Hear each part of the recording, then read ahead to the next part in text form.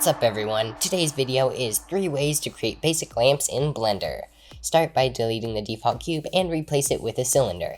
Then shade it smooth and turn on auto smooth along with adding a bevel modifier. Now go into edit mode, select the top faces, inset it and extrude it upward. Now add a second cylinder, shade it smooth and use auto smooth. Then go into edit mode and move it upward as well. Then select the underside, inset it, and extrude it inward.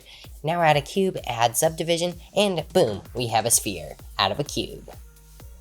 Now scale it to be smaller and move it to a position that you think would look good. Then add an array modifier, make the distance a little less than 1, like 0.89, then hit Shift S and cursor to selected. Then add another cube and subdivision, scale it a little larger than last, whatever you really think looks good. Well, modeling wise, we're done. Now for some quick shaders, but before that, change the resolution to the camera to 180 by 920 since the lamp is a little taller than it is wide. Then add a basic light and another light up in the lamp itself. From there, I went into render view in cycles and made the main body part of the lamp black, making it shiny by changing the roughness. I did the same thing to the other change other than I made it gray to look more metallic-like. For the lamp cover, you could just leave it white, but I wanted to play around with subsurf scattering, which turned out it was okay, but I ended up deciding to just use a mix shader and mix it with a transparent and Principled BSDF shaders together for this result.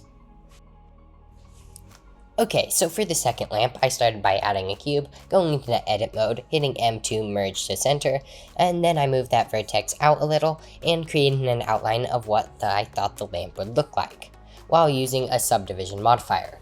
Once I had the basic outline, I used the spin modifier to make it work.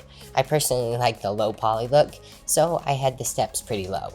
To create the upper portion of the lamp, I added a cylinder, changed the vertexes to 8, deleted the top and bottom faces, scaled it along the Z-axis before extruding downward and scaling, and then repeated this 3 times. To get a little more detail, I selected these edges, used Command B to bevel them, then I selected the 4 rows of faces with a gap in between each one, then I hit P to separate it, and then in edit mode on this new object, I deleted the faces but left the vertexes, and then added edges connecting the top and bottom.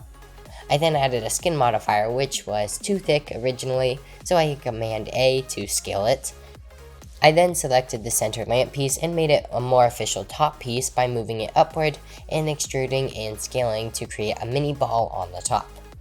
Then back onto the outline with the skin modifier, I selected the top vertices, hit E and S to scale inward to connect it with the ball joint. Just because it annoyed me, I also deleted the faces that were generated when I did this. Though that is not necessary, it just really annoyed me, so I deleted them. Now we're done with the modeling. So I did the same thing as the last lamp and created basic shaders. The only thing worth mentioning is that to get the subsurf scattering to work, you need to add a bit of thickness to the actual lamp piece. Otherwise, here's my subsurface scattering settings. And now to the final lamp. For the final lamp, I started by adding subdivision to the default cube and applying it, and then going into edit mode. I then hit Shift Z for transparency and selected the bottom half and deleted those faces. I then changed the transform pivot point to 3D cursor and scaled along the Z axis. I then selected 4 faces from the top view that were in the center and then deleted them. I then moved the vertexes around it to form more of a circle. Unfortunately, 2-sphere didn't work in this scenario.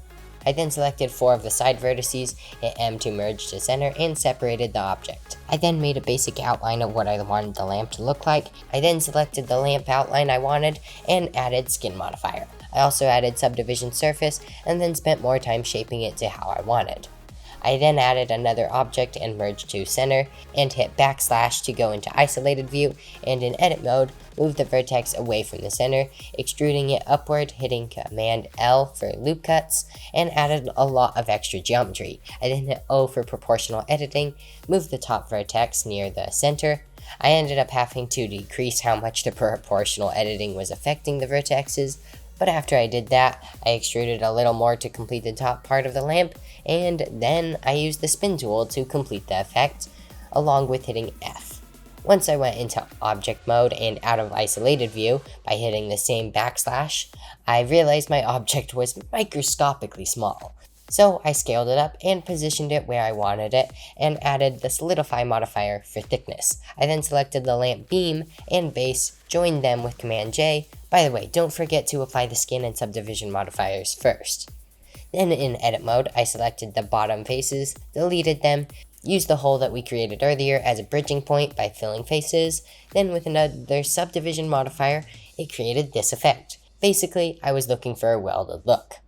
Finally, as a final touch, I added another cube with subdivision and positioned it in the lamp. Now for the shaders. I set up the scene in a similar way as the last two, and used basic shaders to get the lamp to look better. Well, other than that, the only other difference I did was add an emission shader to the light bulb, which I happen to make slightly blue, since I like that look better. Well, there we have it. All three lamps are done. If you want to check out some 360 footage of where I've been out recently, check out my other channel. Otherwise, thanks for watching. I'll see you later. Bye.